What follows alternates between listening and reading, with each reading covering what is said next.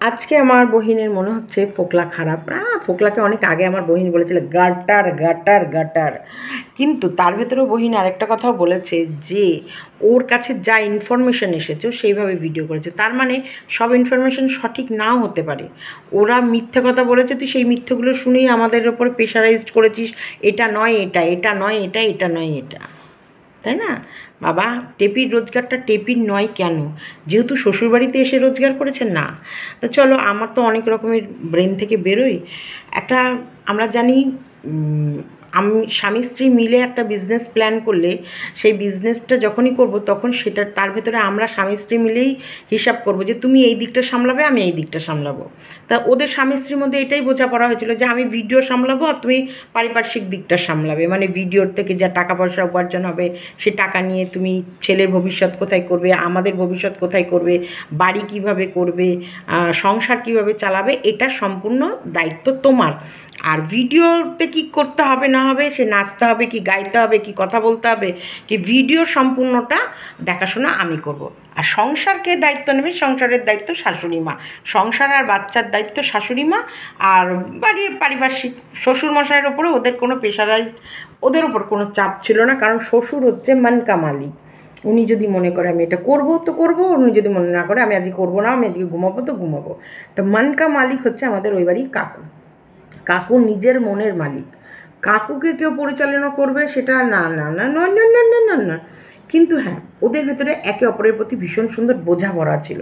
তাই এটাই হচ্ছে একটা সুন্দর সংসারের নিয়ম। তো সেই সংসারের ভেতরে ওদের স্বামী স্ত্রী, সংসার জীবন যা হয়, স্বামী স্ত্রীর ভেতরে হয়তো একটা ডিস্টেন্স এসেছিলো যে কারণে ফোকলার প্রবেশ হয়েছে। তা ফোকলা আর টেপি মিলে যে প্ল্যান করে সংসার ভেঙে যে টেপিকে বেরিয়ে গেছে, ফোকলা টেপি সংসার পেতেছে, তার ভেতরে হঠাৎ ফোকলা কেন এখন পিছিয়ে যাচ্ছে টেপির আসল চেহারা দেখার পর। এই যে আসল চরিত্র, টেপির তো আসল মুখোশ এখন খুলে গেছে। কারণ টেপি অ্যাকচুয়ালি ক্যারেক্টার ঠিক নেই, ক্যারেক্টারের ঠিক নেই, এটা আমি বলতে বাধ্য হচ্ছি। কারণ ফোকলা আমাদের কাছে যে কটা ইনফরমেশান দিয়েছে, দেখো আমার বহিনও ফোকলা বা টেপি যা ইনফরমেশান দিয়েছে সেই হিসেবে ওরা ভিডিও করেছে যে বেসিনে থুতু ফেলাটা না আমি দেখেছি, না তুমি দেখেছো, না বহিন দেখেছে, কিন্তু কে বলেছে? টেপি বলেছে। সেই টেপি বলেছে বলেই বহিনের মাথায় চলেছে আহারে, টেপিকে জাস্ট একটা বেসিনে থুতু ফেলতে দেয়নি, কিন্তু তার আগে টেপি 5 দিন গিয়ে বিয়ের আগে শ্বশুরবাড়ি গিয়ে থেকে এসেছে, তখনও কি বেসিনে থুতু ফেলেনি? সেই সময় কি ওরা ভদ্র ব্যবহার করেছে? বিয়ের পরেই ওর শ্বশুর কেন বললো? তার মানে আমরা কেউ জানি না ঘটনাটা, এটা টেপি বলেছে, ও শুনেছে, শুনে আমাদেরকে চাপিয়ে দিয়েছে। তেমনি ফোকলাও কিন্তু অ্যালান করে দিয়েছে যে টেপির লাইফে ফোকলা ছাড়াও মাঝে আরও 3টে আছে। সেখান থেকে আমরা বলছি, তার মানে সেই হিসেবে ধরলে টেপিটা খারাপ। তো এখানে টেপি আরও একটা গুণের কথা আমার বহিন আজকে বলেছে, টেপি নাকি লক্ষ্মীমন্ত 1,00,000 টাকা জমিয়েছিল ভাড়ে। চলো, তো 1,00,000 টাকা তো আর বাপের বাড়ি থেকে দেয়নি, সে স্বামীর পকেট থেকে নিয়ে জমিয়েছে। তার মানে স্বামী স্ত্রীর বন্ডিং ছিল। নাহলে তো 1,00,000 টাকা ভাড়ে জমানো মুখের কথা না, আবার সেই ভাড় ভেঙে আবার স্বামীর হাতেই তুলে দিচ্ছে। দেখো, স্বামী যদি খারাপ হতো ভাড়টা ভেঙে কিন্তু টাকাটা স্বামীর হাতে তুলে দিত না, আর যাই করতো। তার মানে বাড়ি প্ল্যান করা পর্যন্ত, ভাড় ভেঙে টাকা দেওয়া পর্যন্তও কিন্তু ওদের স্বামী স্ত্রীর মিল ছিল। দেখো, আমি আমার স্বামীর পাশে তখনই থাকবো যখন আমার স্বামীকে আমার ভালো লাগবে, তখনই কিন্তু আমি আমার গোপনভাবে লুকানো টাকা আমি আমার স্বামীর হাতে তুলে দেবো। তার মানে স্বামী স্ত্রীর তখনও মিল ছিল, তখনও ওরা স্বামী স্ত্রীর জন্য, স্ত্রী স্বামীর জন্য ভাবতো। দেখো, সন্দীপ নিশ্চয়ই তো বইয়ের জন্য কিছু তো করে রাখতোই, যেটা ফল সন্দীপ পাবে, মানে টেপি পাচ্ছে। টেপি তুমি তোমার বুকে হাত দিয়ে রেখে বলো, সত্যিকারে বলবে, ভগবানের কাছে গিয়ে, আমাদেরকে তো বলতে পারবে না, তুমি ভগবানের সামনে দাঁড়িয়ে এরকম বুকে হাত দিয়ে বলবে যে তোমার স্বামী তোমার জন্য কী করেছিল। আমি বলছি আমার বুকে হাত দিয়ে, সুব্রত মজুমদার আমার জন্য অনেক কিছু করেছে। এমনকি সত্যিকারে এখনও অবধি এত ঝগড়া, এত রাগারাগি, এত আমাদের মনোমালিন্য থাকে, তার ভেতরেও বারবার বলে পিঙ্কি আমি এমন কিছু করে রেখে যাবো যেটা তুমি বুড়ো বয়সে কারোর কাছে হাত পাতবে না, তোমারটা যেন তুমি করতে পারো। আমি বলে আমাকে নয়, আমার সব ছেলে মেয়েকে দিয়ে যাও, ওরা আমাকে ঠিক দেখবে। আর বারবার এই যে আমি আমার বুকে হাত দিয়ে রেখে বলছি, এখনও অবধি আমি কোন মাছটা খেতে ভালোবাসি, আমি কোন কীরকমভাবে থাকতে ভালোবাসি, একটা মুখ থেকে যদি শব্দ বেরোয় এটা খাবো, সেটা নিয়ে আসবে, আমার ভবিষ্যৎ মানে আমার বৃদ্ধ বয়সটা কীভাবে কাটতে পারে সেটা সমস্ত চিন্তা করে। তা বলে তার ভেতরে কিন্তু আমাদের মনোমালিন্যও আছে, যে অনেক শখ ছিল, আশা ছিল মনে, যেগুলো পূরণ করেনি, সেইরূপ তার প্রতি ক্ষোভ আছে, রাগ আছে। এগুলোকে অ্যাডজাস্ট করেই কিন্তু সংসার, তাই না? ডেবিকে বুকে হাত দিয়ে বলবো, তোমার হাজব্যান্ড কি সত্যি তোমার জন্য কিছু করেনি? সত্যি বলবো, ভগবানের কাছে দাঁড়িয়ে বলবো যে ঈশ্বর, আমি যে মানুষটার নামে মিথ্যে বদনামগুলো দিয়েছি বা যে বদনামগুলো দিয়েছি সেগুলো সত্যি 100% সঠিক না বেঠিক? তুমি তোমার মনকে জিজ্ঞেস করবে, তুমি তোমার ভগবানের কাছে দাঁড়িয়ে জিজ্ঞেস করবে, সত্যি কি ওরা ততটাই খারাপ যতটা তুমি বাইরে প্রচার করেছো, যতটা তুমি বহিনের কাছে নালিশ করেছো ওদের সম্বন্ধে? সত্যি ওরা এতটা খারাপ? সত্যি নিজেকে প্রশ্ন করবে। চলো, এখন ফোকলাকে যে তোমরা ঠকাচ্ছ, ঠিক সেম ক্যাটাগরিতে যেটা শ্বশুরবাড়ির লোকদের করেছে, সেটা ফোকলার ওপরে যে টর্চার করছো, যে ভয়ে ফোকলা নিজে থেকে বলতে বাধ্য হচ্ছে যে আমি আর তোমার সম্বন্ধে কিছু বলবো না, যেটা মনে আছে মনে থাক, তুমিও ফাঁসবে না আমিও ফাঁসবো না। আজকে টেপি ভিডিও দিল না, কেন টেপি ভিডিও দিচ্ছে না বা কী এমন আবারও চলছে? চলো, অনেক কিছু চিন্তা নিয়ে আজকের ভিডিও, স্কিপ করো না, পুরো ভিডিওটা দেখতে। গুড আফটারনুন ফ্রেন্ডস, জাস্ট সীমাতে সবাইকে স্বাগতম। তোমরা সবাই কেমন আছো? ঈশ্বরীকে ভাই সবাই ভালো আছো, আমিও ভালো আছি। কালকে ফোকলাকে নিয়ে আর আমার বহিনকে নিয়ে ভিডিও করেছি। তোমাদের আমার প্রত্যেকটা কথা বা মতামত তোমাদের এত ভালো লেগেছে, এটার জন্যে জানো তো আমার এত ভালো লাগে যে আমার বলা কথাগুলো আমার প্রিয় মানুষদের ভালো লাগে। অবশ্যই তার জন্যই তোমরা আমার প্রিয়, আর আমিও তোমাদের কাছে প্রিয়। তো ফোকলা এখন যে ভয়টা ওরা সন্দীপকে দেখাতো একটা সময়, থানা কোর্ট পুলিশ ফাঁসিয়ে দেওয়ার ভয়, এখন মোটামুটি ফোকলাকে সেই ভয়টা দেখাচ্ছে। কারণ ফোকলা কেন চুপ করে গেল, কেন ফোকলা বলছে ওপর দিকে থুতু ফেললে নিজের গায়ে পড়ে? কারণ দোষ তো ফোকলা টেপি দুজনা মিলে করেছে, কিন্তু টেপির দোষটা ফোকাসে আর না এনে ফোকলাকে দোষী সাব্যস্ত করার জন্যে উঠে পড়ে লেগেছে আমার বহিনও। আর অবশ্যই দেখো, দোষ এক হাতে তালি বাজে না। যখন সন্দীপের ক্ষেত্রে বলা হয়েছিল তখন বারবার বলেছিল এক হাতে তালি বাজে না, আর টেপিকে দিয়ে ইনকাম করিয়ে সন্দীপরা খেয়ে নিচ্ছে, সন্দীপের সংসারই চলে টেপির ইনকামে। আমি এটা আজকে বহিনকে বলবো। আজকে সকালেও বহিন একটা ভিডিও দিয়েছে যেখানটায় এই রোজগার নিয়ে কথা বলেছে, মানে টেপি কতটা বড় সাংসারিক ছিল। 1,00,000 টাকা ঘটের মধ্যে জমিয়েছিল, 1,00,000 টাকা জমিয়ে সেই টাকাটা তার স্বামীর হাতে তুলে দিয়েছিল। এই 1,00,000 টাকা পেল কোথায়? সে তো স্বামীর কাছ থেকেই নিয়ে, তার মানে স্বামী টাকা দিত ওকে, তাই না? ও যে বারবার প্রমাণ করাতে চাইতো স্বামী ওকে একদমই কিছু দিত না, বা স্বামী ওর কথা শুনতো না, স্বামী ওর হাতে টাকা পয়সা রাখতো না। তার মানে এই টাকাটা স্বামীর কাছ থেকেও নিত ঘটে জমানোর জন্যে। সে ঘটে জমাক বা ও খেয়ে ফেলুক বা উড়িয়ে দিক। আর এটা আমরা টেপির বাপের বাড়ি দেখে যথেষ্ট বুঝতে পেরেছি টেপির বাপের বাড়ির অর্থনৈতিক অবস্থা কেমন। সে জায়গায় টেপি বাপের বাড়ি গেলেই কেনাকাটা করে নিয়ে যেত, ওখানে থাকা খাওয়া দাওয়া। এবং আমি কিন্তু সন্দীপের মুখেও এই কথাটাও শুনেছি যে টেপিকে বাবা ওরা বাড়িতে সবসময় যেন মানে একবারে সেই আদরের ঘরে দুলারি এমন করে মেয়েকে ওরা রাখে। মেয়েকে কিচ্ছু বলা যাবে না, ওরে বাবা সাথে সাথে মা বাবার সব ফোন চলে আসবে একদম থেট। মেয়েকে ওরা ভীষণভাবে ভালোবাসে। এটা কিন্তু সন্দীপের মুখে আমি শুনেছি এই কথাটা, যে ওরা মেয়েকে একেবারে সেই মাথায় তুলে রাখে। তার মানে মেয়েকে মাথায় তুলে রাখার কারণ মেয়ের কাছে মেয়ে যখনই যায় মা বাবার হাতে ভালো জিনিসই তুলে দেয়, বা মেয়ে যখন মা বাবার কাছে যায় আনন্দ করে থাকে, সেখানটায় ওরা বুঝতে পারে যে আমার মেয়ে 16 আনা বা একবারে ভরপুর সুখে আছে, শান্তিতে আছে। তার জন্যে মা বাবা কোনো সময় কোনো অবজেকশন তোলেনি। যদি টেপি সত্যিই কষ্টে থাকতো বা অত্যাচারে থাকতো, তাহলে কিছু না কিছু তো ওরা আওয়াজ তুলতো, যেটা এখন ফোকলার জন্যে বিরুদ্ধে টেপির বাবা, টেপির দাদা, বক আরও ওখানকার লোকাল এরিয়ার কিছু মানুষ নিয়ে ফোকলার পেছনে বেশ থ্রেট দিচ্ছে, ভয় দেখাচ্ছে।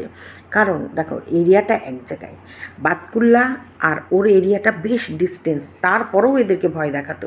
আর ওইখানটা একই এরিয়ায় থেকে টেপির ফ্যামিলির লোক এখান থেকে এতটা দূরের ডিস্টেন্সে একে থ্রেট দিত বা ভয় দেখাতো বা মান সম্মান নিয়ে কাড়াকাড়ি করার। আর ওখানে তো ওখান থেকেও একটুখানি। আর ফোকলার যথেষ্ট থানা কোর্ট পুলিশকে ভয় পায়, কারণ বুঝেছি যখনই দিদিভাই ওদের ফ্যামিলির লোককে মেম্বারদের ডাক করিয়েছে তখন থেকেই কিন্তু ফোকলার একদম অন্ডকোষ শুকিয়ে গেছে। মোটামুটি পুরো টেপি ফোকলার বাবা তো ডিনাই করে দিয়েছে যে না, আমার এটা ওর ফোন নাম্বার নয় বা মানে থানা কোর্ট পুলিশকে প্রত্যেকটা মানুষই ভয় পায়। তারপরে তো একটা বিবাহিত মহিলা নিয়ে গেছে। তো সেই জায়গায় ফোকলাকে এখন বেশ যথেষ্ট পরিমাণে ভয় দেখানো হচ্ছে। ভয় দেখো, মেরে ফেলার ভয়, সম্মানের ভয় ওদের নেই। সম্মান যাবে বা সম্মানহানি হবে সেই ভয় নেই। মার্ডার হয়ে যাওয়ার ভয়, বা ওর বাড়িতে গিয়ে এমন অশান্তি করলো, ফোকলার মা অসুস্থ হয়ে পড়লো, বা ফোকলার বাবা হচ্ছে নেশায় হয়ে গেল, বা কোনো রকমের হয়তো ওর বাবাকে ধরেই কোথাও মেরে হাত পা ভেঙে দিল, বা ওর মা রান্নাবান্না কোথাও যাচ্ছে সেখানে গিয়ে চরমভাবে অপমান করলো, ওর মা অসুস্থ হয়ে পড়লো, বা ফোকলাকে কোথাও এক জায়গায় পেয়ে দুমদুমাদুম দিল। ফোকলা ওর মা বাবার একটা সন্তান, সেই জায়গায় মোটামুটি ফোকলার মা বাবার অবস্থা কী হতে পারে এই ভয়। বাদবাকি সম্মানের ভয় যে ওদের আছে বা সম্মানের খাতিরে ওরা চুপ থাকছে, যেটা সম্মান ছিল এদের, এরা সম্মানের খাতিরে হয়তো চুপ থেকেছে, কিন্তু ফোকলার সম্মান না, ফোকলার প্রাণ যাওয়ার ভয়, মার খাওয়ার ভয়, যেখানে সেখানে দেখলে হাত পা ভেঙে দেওয়ার ভয়।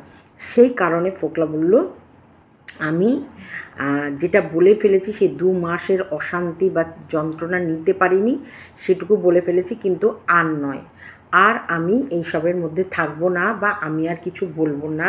কারণ দেখো, তোমার হচ্ছে ওইখানকার মানুষ খুব একটা ভালো না।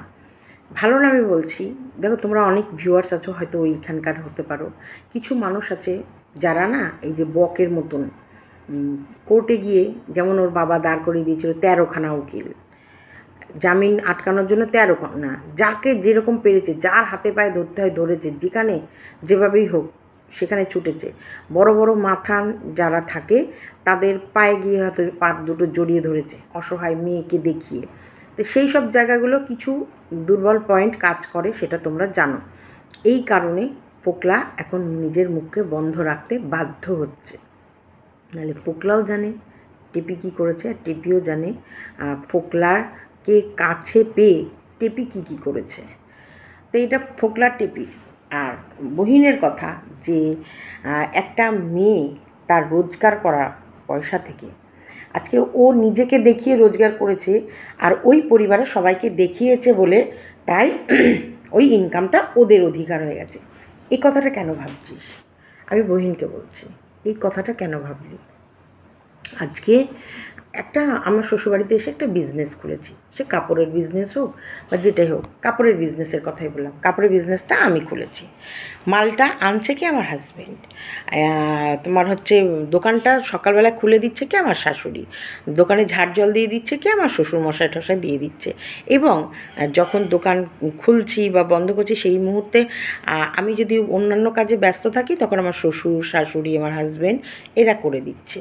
তাহলে ওই যে একটা কাপড়ের দোকান খোলা হয়েছে এবং ওটা বিয়ের পর ওরা স্বামী স্ত্রী মিলে যোজনা করে খুলেছে, তাহলে ওই রোজগারটাই কি বউয়ের অধিকার হয়ে গেল?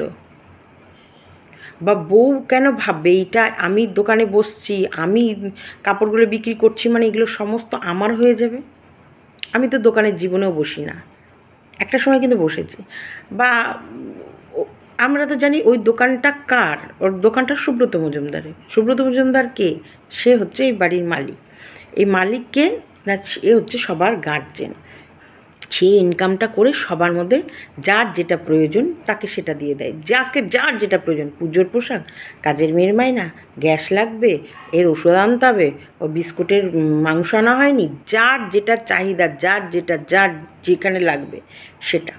ইউটিউব চ্যানেলটা, এইটাই কিন্তু কারোর ক্রেডিট নেই, কারণ এই ইউটিউব চিন্তাটা আমার ছেলে মেয়ের এসেছে, আর এই ইউটিউব চ্যানেলটা খুলে দেওয়ার পর কিন্তু সাকসেস এর ভেতর থেকে এই যে আমি নিজেকে নিজের মতন করে তৈরি করে কি বললে আমি প্রত্যেকটা মানুষকে করে এই ব্যাপারে, এই যে এই ভিডিওর ব্যাপারে কিন্তু এরা কেউ জানে না।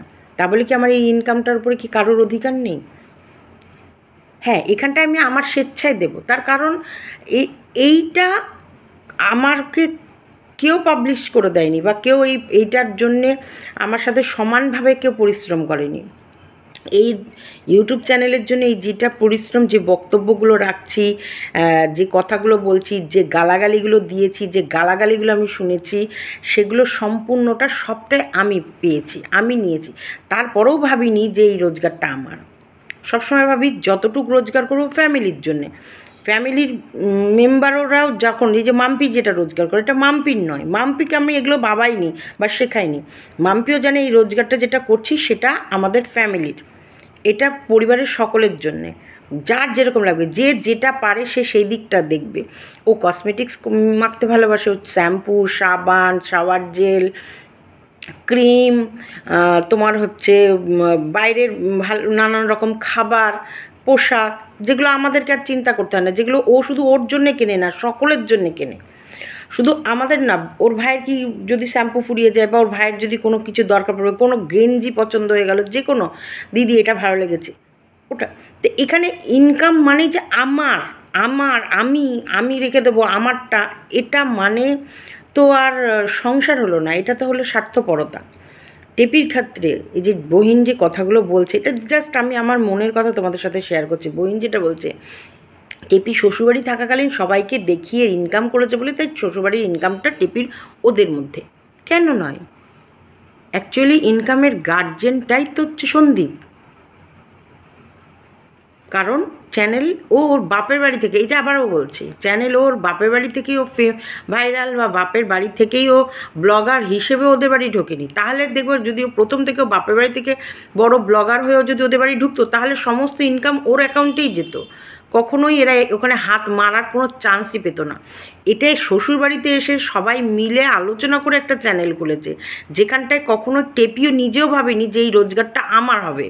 সেখানে ভেবেইছে এখানে যা রোজগার করবো এটা আমাদের সংসারের রোজগার, এখান থেকে আমার ছেলের ভবিষ্যৎ হবে, এখান থেকে আমাদের সংসার চলবে, এখান থেকে আমাদের শখ শৌখিনতা চলবে, এখান থেকে আমাদের ভবিষ্যৎ, বৃদ্ধ বয়সে আমরা কি করব, খাবো, কীভাবে চলবো, সেটাও তৈরি হবে। মাঝে যদি ফোকলা না আসতো, তাহলে টেপির হাজব্যান্ডের চিন্তা অন্যরকম ছিল।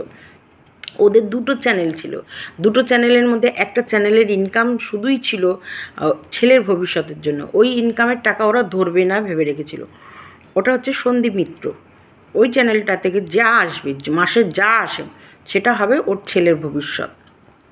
আর এই যেটা মাই লাইফস্টাইল সন্দীপ, সেখান থেকে যা আসবে সেটা হবে বাড়ি, গাড়ি, শখ শৌখিনতা, সংসার চালানো, বাবা মা, সব ওই রোজগার থেকে সব। কিন্তু ওই ছোটো চ্যানেলের ওই রোজগারটা শুধুমাত্র ছেলের ভবিষ্যতের জন্য।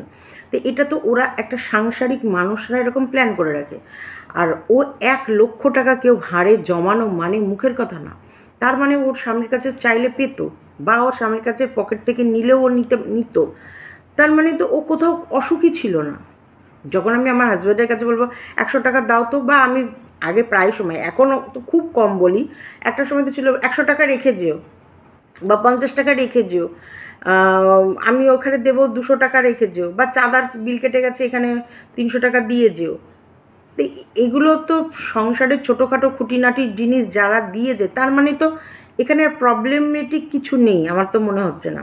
এবার বাপের বাড়ি যাওয়ার সময় প্রত্যেকটা মানুষের যা যা দরকার সব কিনে দিচ্ছে, হাতে টাকা দিয়ে দিচ্ছে, দিয়ে আসছে, নিয়ে আসছে। একটা সংসার করা সাংসারিক মহিলাদের মধ্যে আর কি দরকার থাকে? আমি মানে টেপির ক্ষেত্রে বলছি, দেখো টেপির ছেলে এত বড় হয়ে যায়নি যে না টেপির ছেলেকে বাইরে পড়াচ্ছে, যেই খরচটা ওর বর তুলতে চাইছে না, তার জন্য টেপিকে আলাদাভাবে রোজগার করে টেপির বাচ্চার এডুকেশনের খরচা তুলছে। হতে পারে অনেক আছে যে হাই ফাই জায়গায় পড়াতে চায় না, ভালো হাই ফাই মাস্টার দিতে চায় না, একটা পোশাকের জায়গায় 4টে পোশাক দিতে চায় না। সেই সময় ছোট ছোট ছেলেপিলেদের মনের খুশি পূরণ করার জন্য মারা কিছু না সাইড বিজনেস বা সাইড কোনো রকমভাবে কিছু করার চেষ্টা করে, যে এই রোজগারটা যদি করতে পারি আমার ছেলে মেয়ের এই কাজগুলো আমি করব বা এই প্রবলেমের সলিউশনগুলো বের করব, তাহলে আমিও কিছু আমার স্বামীর সাথে হাতে হাত মিলালে আমার স্বামীর ইয়ে হয়ে যাবে।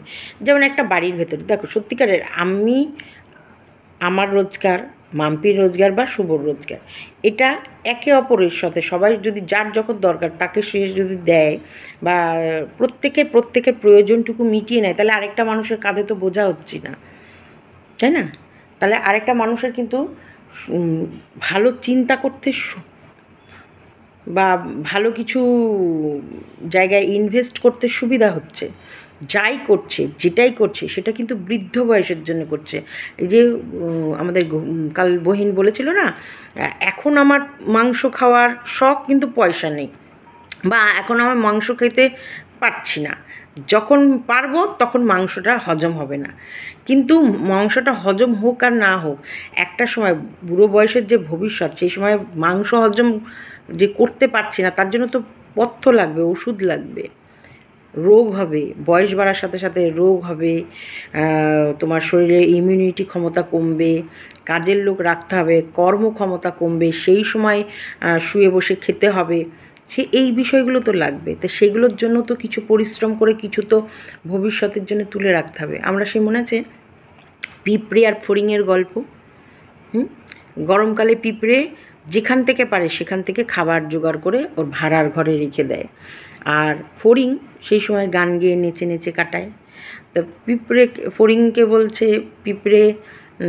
বলছে যে তুমি এত গান গেয়ে নেচে নেচে কাটাও, তোমার বর্ষাকালে তুমি খাবা কি?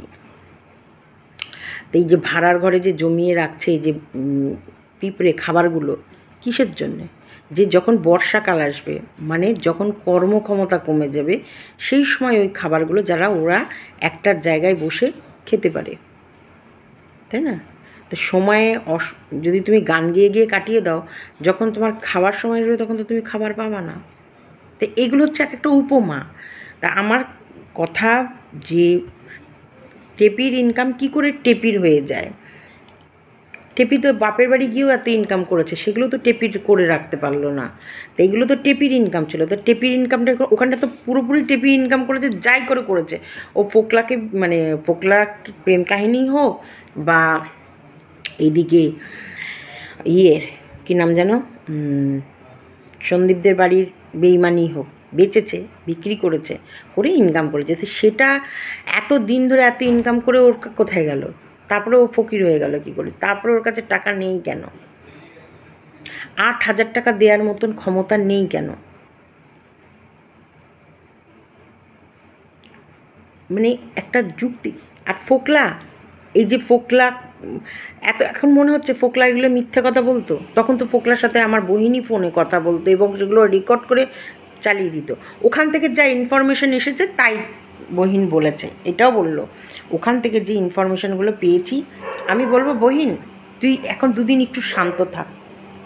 হ্যাঁ, এই যে না, যখন ভুল বকে মানুষ তখন তাকে শান্ত হয়ে যেতে হয়, চুপ থাকতে হয়, চুপ। তুই এখন ভুল বকছিস, এই ভুল বকার জন্যে তোকে বরং যেসব মানুষরা তোর প্রতি যে একটা আছে যে না তোর লজিক ঠিক আছে, তোর যুক্তির সাথে সত্যি কাটা যাবে না, তাদের কাছে তুই মানে একদম ভুয়ো হয়ে যাচ্ছিস। তো এখন একটু আমি বুঝেছি, এখন তোর হয়ে গেছে, তোর রক্তচাপ বেড়ে যাচ্ছে, তোর বাড়িতে কিছু প্রবলেম চলছে, এই তারপরে যাকে তুই সাপোর্ট করেছিলিস সে একদম ডগমগ অবস্থায় যাচ্ছে।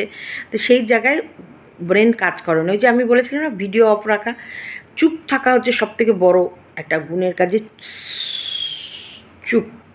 চুপ করে থাক, চুপ করে থাক, দেখবি তোর কিছু না কিছু সলিউশন বেরিয়ে আসবে। তবে গামলাকে সাপোর্ট করার কোনো যুক্তি আসে না। গামলা কখনোই একটা সাংসারিক মেয়ে নয়, কখনোই ও ভালো মা নয়, ও কখনো ভালো মনের মানুষও নয়, কারণ গামলার ব্লাডটা খারাপ। ইয়েস, আমি এখানে বলতে বাধ্য হচ্ছি, গামলার অ্যাকচুয়ালি ব্লাড খারাপ। গামলার বাবা এই বয়সে যা নোংরা নাচ করেছে, গামলার মা এই বয়সে সে যে পোশাক পরে, আমি কারো পোশাকে খারাপ করছি না, গামলার মা নিজেকে গামলার বয়সী করে ফেলেছে। গামলার মা গামলার সাথে যে আই লাভ সুরাটে যে গিয়ে যেগুলো করেছে, যা ওনার চালচলন, ওনার ভেতরেও কোনো নেই। তবে হ্যাঁ, উনি ওনার সংসারটাকে ধরে রেখেছে, যেহেতু ছেলে মেয়ে বড় হয়ে গেছে, যেহেতু সংসার, কিন্তু টেপিকেই সেটুকু উনি শেখাতে পারেনি। তা আমরা তো জানি যেটা আমি পারবো সেটা আমি আমার ছেলে মেয়েকে অবশ্যই শেখাবো।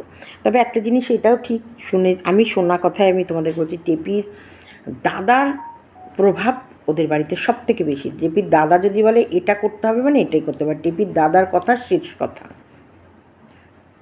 টেপির বৌদি যথেষ্ট সুখী হবে দাদার কথায় যদি শেষ কথা হয়, আর দাদার কথায় যদি মেনে মা আর বাবাকে উঠা বসা করতে হয়, তাহলে তো একদম টেপির বৌদির লাইফ ঝিঙালালা, মানে খুব সুন্দর।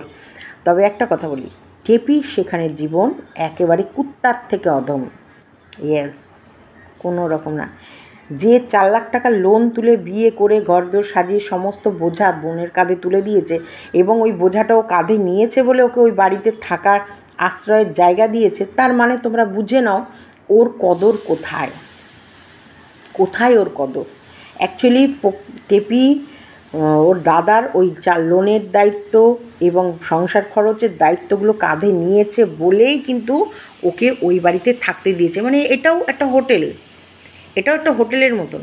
তাহলে স্যাক্রিফাইস যখন আমি ওইদিকে করছি, কেন আমার নিজস্ব শ্বশুরবাড়িতে নয়? ওদের মাঝে দেখো, আমি এখনকার কথা বলছি না, এখন কোনো মতেই সম্ভব না। এখানটায় নিশ্চয়ই টুকটাক দোস্ত, সংসার মানেই ভুল ত্রুটি একে অপরের থাকে। সময় থাকতে সময়কে মূল্য না দেয়া, স্বামী স্ত্রীর মধ্যে বন্ডিং তৈরি না করা, স্বামীকে উদাসীন হয়ে থাকা বা ওয়াইফকে সবসময় নিজের মতো করে ছেড়ে দেয়া। একটা কি, স্বামী স্ত্রী একে অপরকে কিন্তু সত্যিকারের প্রচুর সময় দিতে হয়, প্রচুর সময়। কারণ একটা আননোন মেয়ে আর একটা আননোন ছেলের যখন এক জায়গায় থাকে, তখন ওরা 1-1.5 বছরের মধ্যেই এতটা ক্লোজে, মানে একে অপরকে সমস্ত দিক চিনে ফেলেছি, জেনে ফেলেছি হয় না, সময় দিয়ে যেতে হয়।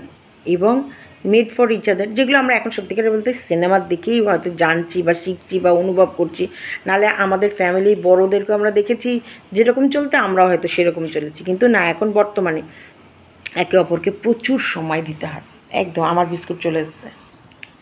এন্টারটেনিংয়ের জগৎ হয়ে গেছে, সবসময় এন্টারটেনিংয়ের মধ্যে রাখতে হয়, ঘুরতে নিয়ে যেতে হয়, সিনেমায় নিয়ে যেতে হয়, মাসে বা 2 মাস অন্তর একটা ট্যুর রাখতে হয়, সেই ট্যুরের ভেতরে অন্তপক্ষে সমস্ত সময়টাই বউকে দিতে হবে, বর আর বউ মিলে। তবে কি, যদি সংসারটাকে তবুও টেকার সম্ভাবনা নেই। এখন হয়ে গেছে কেউ কাউকে বেশিক্ষণ পছন্দ করে না ব্যাপারটা।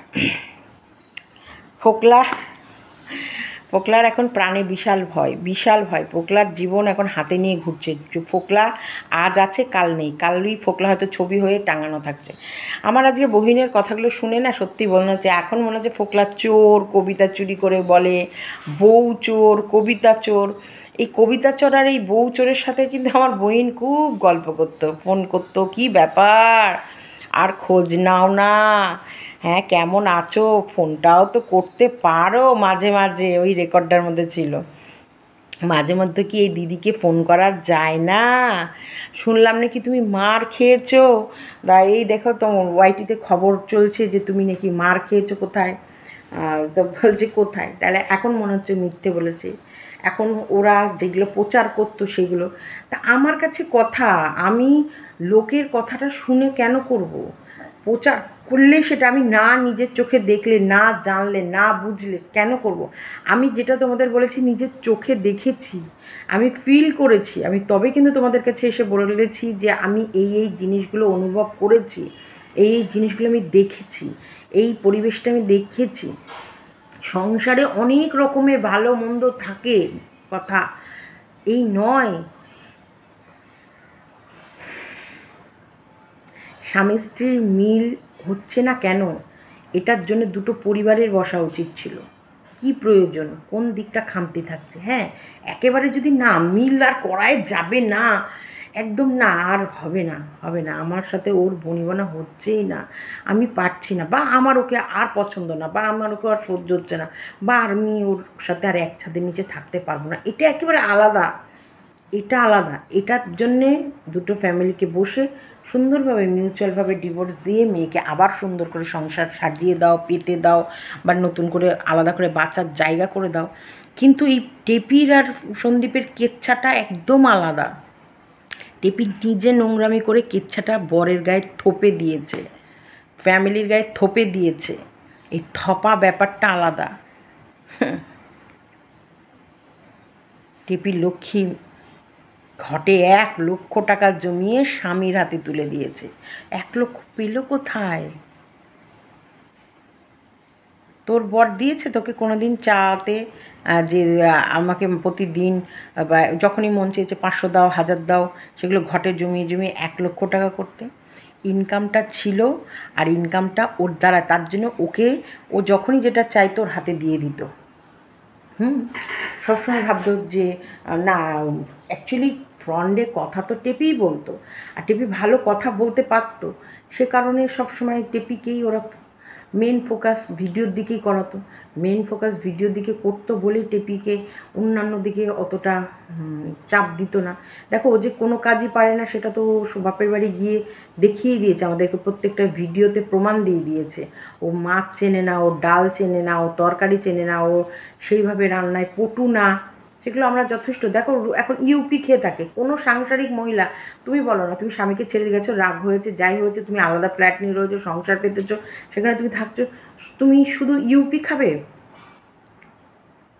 দুপুরবেলা মন হলো দুটো ডিম বেগুন ভেজে দুটো রুটি করে খেয়ে নেবে? তাহলে এগুলো সাংসারিক মহিলার লক্ষণ?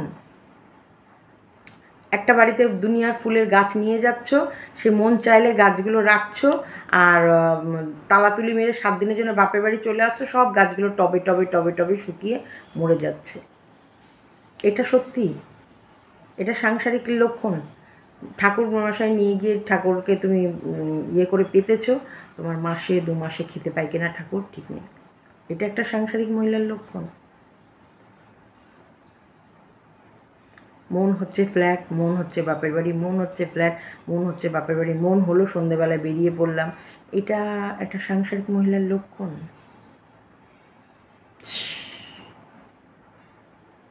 এইগুলো বলা মানে আমার মনে হয় আমার বহিনের সুপ্ত বাসনা এরকম রুমচণ্ডী হয়ে থাকার, কিন্তু ও কোথাও না কোথাও ওর পরিবারের জন্য পারেনি, বা ওকে ওর মা বাবা এরকম উড়নচণ্ডী হতে দেয়নি, বা শ্বশুরবাড়িতে এসেও এরকম উড়নচণ্ডী হতে পারেনি। তাই ওর সুপ্ত আকাঙ্ক্ষাগুলো ও এই মন্দিরা ও এই টেপির মধ্যে দেখে একটু আনন্দ পায়। তোর ভালো লাগে যে এইসব ঘর ছেড়ে সব মেয়ে ছেলেগুলো বাইরে বেরিয়ে গিয়ে এরকম বাঞ্জারা জীবন কাটাচ্ছে? ভালো লাগে? তুই যে ওদের এত গাউনি গাছ, সাপোর্ট গাছ, এই যে অসহায় ব্যাপারটা দেখিস, ভালো লাগে? এই যে আজকে একটা বয়ফ্রেন্ড ছেড়ে আরেকটা বয়ফ্রেন্ড ধরছে, স্বামীকে ছেড়ে, বাচ্চাকে ছেড়ে রাস্তায়, যার মান ইজ্জত সব খুইয়ে, না বাপের বাড়ি যাবে, না শ্বশুর বাড়ি যাবে, না কোথাও ইয়ে আছে, ভালো লাগছে তোর?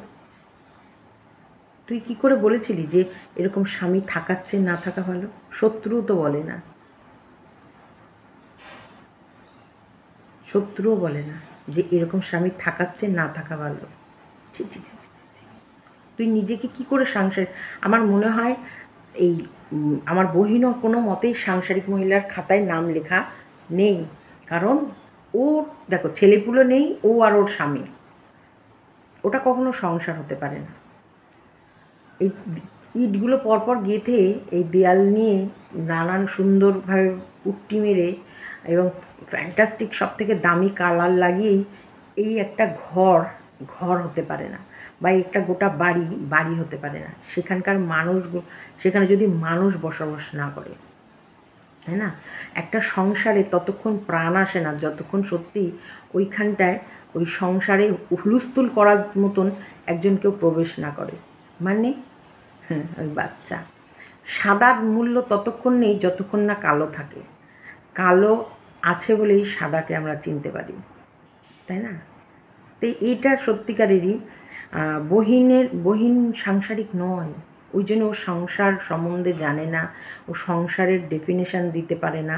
ও একটা বাচ্চা, মানে একটা টিনেজ ছেলে মেয়ে কী কী ভুল করতে পারে, তাদের কি কি বিপদ আসতে পারে, তার জন্য একটা মা বাবা কীরকম চিন্তা করতে পারে, একটা ছোট বাচ্চাকে তার মায়ের কিভাবে প্রয়োজন হতে পারে, আর সেই ছোট বাচ্চাটাকে ফেলে তার মা যে ফুর্তিগুলো দেখিয়েছে সেগুলো কি সত্যি সাপোর্ট করার মতো কি না, সেগুলো ওর ভেতরে কোনো রকমের ইয়ে নেই, সত্যি নেই। আমি বহিনকে বলছি, আমি ওকে, মানে আমি জানি না ওর ভেতরে গুণ আছে, গুণ নেই তা নয়। ও বাসন মাজা, ওর রান্নাঘর পরিষ্কার পরিচ্ছন্নতা এগুলো আমি দেখেছি। ওর গ্যাস মোছা, ওর ভাতের হাঁড়ি পরিষ্কার করা, এবং ওর হাজব্যান্ডকে টিফিন গুছিয়ে দেয়া, তরকারি কাটা। হ্যাঁ, আমি ওর সব, ওর ব্লগিংয়ে আগে দু একবার যখন ব্লগিং দেখতাম, ওর ব্লগিংয়ের মধ্যে তরকারি কাটা, এবং ও পরিশ্রম করতে পারে, একদম যে কুড়ে তা না, বহিন কুড়ে না, যে ঘরদোর পরিষ্কার পরিচ্ছন্ন করে রাখা, টিপটপ যেটাই হোক তো করে, এইগুলো আমার ভালো লাগে। কিন্তু ওর এই দিমাগের মধ্যে ভালোর থেকে মন্দটা বেশি। ও কুর, ও হিংস্র, ও ভীষণ সেলফিশ, আর খুব আত্মসন্তুষ্টি, মানে নিজেকে নিজেও সন্তুষ্টি করতে পারে, নিজের প্রশংসা নিজে গিয়ে, কারো প্রয়োজন নেই, কাউকে প্রশংসা গাইতে হবে না, ওর নিজের থেকে নিজে আত্মসন্তুষ্টি ভীষণ, যে আমি এটাই ঠিক। কিন্তু না, আমার বহিনের যে কিছু কথা আমার সত্যি মনে হয় ওকেই আমার মনে হয় সংসার করার ট্রেনিং দিতে হবে। ও তো আমাকে সব কিছুতে ফেল করে দিয়েছে, কন্ট্রোভার্সি ক্রিয়েটার হিসেবে আমি ফেল, তো সে না ফেল না, তো পরে আমাকে নাম্বার দিয়েছে যদিও, সেটাও আমি বলে দিলাম। কিন্তু তুই মানুষ হিসেবে এখনও মানুষকে, মানে কোনটা ঠিক সিদ্ধান্ত আর কোনটা ভুল, কোনটার পাশে থাকার দরকার আর কোনটার পাশে নয়, সেটা এখনও তুই বুঝিসনি। এটা আমার ওপিনিয়ন, আমার মনে হলো যে আমি একটা, মানে বয়সে বড় তোর থেকে, আর অবশ্যই বয়সে বড়, ওই অভিজ্ঞতায় বড়, সাংসারিক একজন, দুটো বাচ্চার মা, একটা হাজব্যান্ডের সাথে 30 বছর সংসার করছি, একই জায়গায় রয়েছি, তাই সেখান থেকে আমি কি কি উপলব্ধি করেছি সেই হিসেব থেকে আমি বলছি, বহিনকে অনেক কিছু এখনও শেখার আছে, দরকার। আর টেপি, ফোকলাকে এইভাবে থ্রেট দিও না। ফোকলাকে বলছি আমি আছি, থাকবো, প্রবলেম যেখানেই দেখবো তার পাশে আমি থাকবো, ওদেরকে আমার জন্য কিচ্ছু করতে হবে না, কাউকে না, আমার পাশে থাকে বা আমাকে সুনাম গাইতে হবে না, আমার প্রশংসা করতে হবে না, বা আমাকে ইয়ে করতে হবে না, কিন্তু কেউ যদি প্রবলেমে পড়ে তার পাশে আমি আছি, সে যে কেউ প্রবলেমে পড়লে তার পাশে আছি আমি। চলো, একটুকু আমার মনে হলো তোমাদের সাথে একটু সময় কাটায় আর একটু শেয়ার করি, কারণ কেন ফোকলা এরকম করে পিছু হাঁটলো, তার তো কিছু কারণ আছে। ভয়, ভয়, চরম ভয়, একদম খালাস হয়ে যাওয়ার ভয়, ওর মা বাবাকে হারিয়ে ফেলার ভয়। ও অনেক স্বপ্ন দেখে টেপিকে কাছে টেনেছিল, অনেক অনেক স্বপ্ন ওরা দেখেছিল, সব স্বপ্নে জল। চলো টাটা।